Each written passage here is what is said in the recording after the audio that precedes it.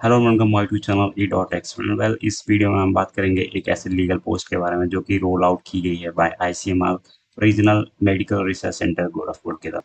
हम बात करें ये पोस्ट है यंग प्रोफेशनल की। यंग प्रोफेशनल वैसे निकाली तो गई है बहुत सारी पोस्ट, पर इसमें हम स्पेशली बात करेंगे लीगल पोस्ट के बारे में। But before we proceed let me clearing, ये एक एक्सपीरियंस बेस्ड जॉब है। ये और पोस्ट है यंग प्रोफेशनल की। नंबर ऑफ वैकेंसी एक है। इसमें आपसे जो मिनिमम एजुकेशनल क्वालिफिकेशन मांगा गया है वो आपके पास लॉ ग्रेजुएट डिग्री होनी चाहिए। साथ ही साथ आप स्टेट बार काउंसिल में इनरोल्ड हो। प्लस आपके पास 2 ईयर एक्सपीरियंस हो in dealing with the civil service labour arbitration cases के। अगर हम बात करें सैलरी की, तो यहाँ पे जो सैलरी होगी वो 42,000 रुपीज़ होगी।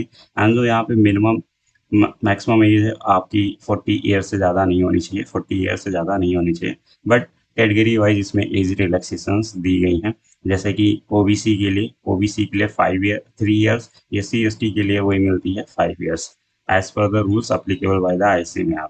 अगर हम बात करें इसको फिल कैसे करना है, तो इसको फिल करने के लिए आपको एक गूगल शीट प्रोवाइड की गई है। आप इस लिंक पर क्लिक करेंगे एंड उसके बाद आपको एक दूसरे पेज पे डायरेक्ट करेगा एंड उस फॉलोइंग डिटेल्स को फिल करना पड़ेगा। इसकी जो लास्ट डेट है एप्लीकेशन फॉर्म की, वो 7 जुलाई 2025 है। और यहाँ पे जो सिलेक्शन होगा कैंडिडेट का एक शॉर्ट लिस्टिंग प्रोसेस के थ्रू कराया जाएगा। शॉर्ट लिस्टिंग प्रोसेस होगा एंड देन उसके बाद आपका इंटरव्यू कराया जाएगा।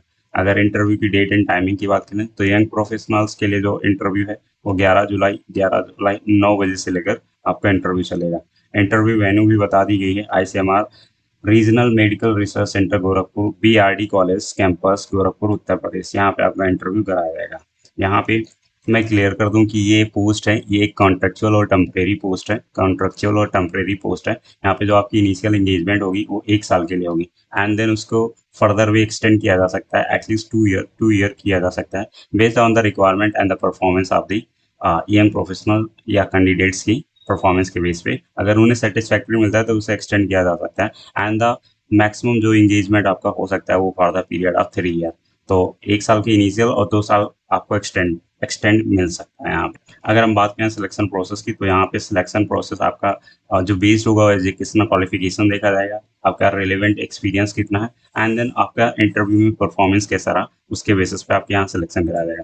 तो based on your educational qualifications and experience पहले तो आपकी शॉर्ट लिस्टिंग की जाएगी, कैंडिडेट्स की शॉर्ट लिस्टिंग की जाएगी एंड देन उसके बाद आपकी इंटरव्यू कॉल आएगा एंड इंटरव्यू के बेसिस पे आपको फिर यहाँ पे सेलेक्ट किया जाएगा। देयरफॉर कैंडिडेट्स यहाँ पर एक सेल्फ अटेस्टेड कॉपी भी देंगे, एज ऑफ प्रूफ की, एजुकेशनल क्वालिफिकेशंस की, एक्सपीरियंस की and other testimonial at the time of the joining, अगर वो सेलेक्ट किए जाते हैं तो। और एक चीज़ और, यहाँ पे जो एक्सपीरियंस आपका मांगा जाएगा, जितने भी आप एक्सपीरियंस दिखाएंगे वो आपके एक्सपीरियंस मिनिमम क्वालिफिकेशंस के बाद एक्सपीरियंस ही काउंट किए जाएंगे। सो अगर आपने मिनिमम क्वालिफिकेशन के पहले कोई एक्सपीरियंस है तो उसे यहाँ पे नहीं काउंट किया जाएगा। और यहाँ पे आपका एक जो रेम्यूनरेशन होगी, सैलरी होगी, फिक्स होगी। यहाँ पे कोई भी आपको टीए डीए किसी तरह के अलाउंसेस नहीं पेबल है।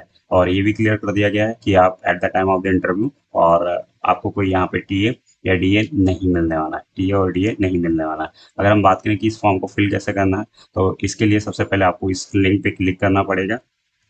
इस लिंक पे क्लिक करेंगे तो हमें ये पेज डायरेक्ट कर देगा एक दूसरे वेब पेज पे। और यहाँ पे इस फॉर्म को आपको फिल करना पड़ेगा, जहाँ पे आपको फॉलोइंग डिटेल्स को फिल करेंगे। जैसे कि आप किस पोस्ट के लिए अप्लाई कर रहे हैं, सीरियल नंबर क्या है पोस्ट की, साथ ही साथ अपना नेम फिल करेंगे, वो ब्लॉक लेटर्स में होना चाहिए। फिर पेरेंट्स या स्पाउस के नेम, आप अपना जेंडर, नेशनैलिटी, अपना marital status, date of birth और एज फिल करेंगे। जिस दिन आपका इंटरव्यू होगा उस दिन आपकी एज क्या होगी उसे फिल करेंगे। देन उसके बाद आपको कैटेगरी फिल करना है। फिर रिसेंट प्रूफ आप देंगे, आपका कास्ट सर्टिफिकेट का and address of communication mean, आप अपना यहाँ पे एड्रेस डालेंगे, contact number, email ID and आपका एजुकेशनल क्वालिफिकेशन क्या है। और इन फॉलोइंग डॉक्यूमेंट्स को, जैसे 10th मार्कशीट, 12 मार्कशीट, और अगर आपके पास टेक्निकल क्वालिफिकेशंस है उसे अटैच करके उसके बाद फिर आपको टोटल एक्सपीरियंस दिखाना पड़ेगा, experience certificate and others document, जैसे कि आपको सीवी आपको अपलोड करना पड़ेगा। एंड एट लास्ट आपको आपको अपलोड करना है आपका एक recent photo and then declaration पे क्लिक करके उसके बाद इसे आप सबमिट कर देंगे। सो लास्ट अगर हम बात करें इसकी लास्ट डेट की तो आप कब तक इसको फिल कर सकते हैं? ये 7 जुलाई 2025 तक इसकी लास्ट डेट है और आपसे 2 ईयर की एक्सपीरियंस यहाँ पे एटलीस्ट 2 ईयर एक्सपीरियंस आपको दिखाना पड़ेगा।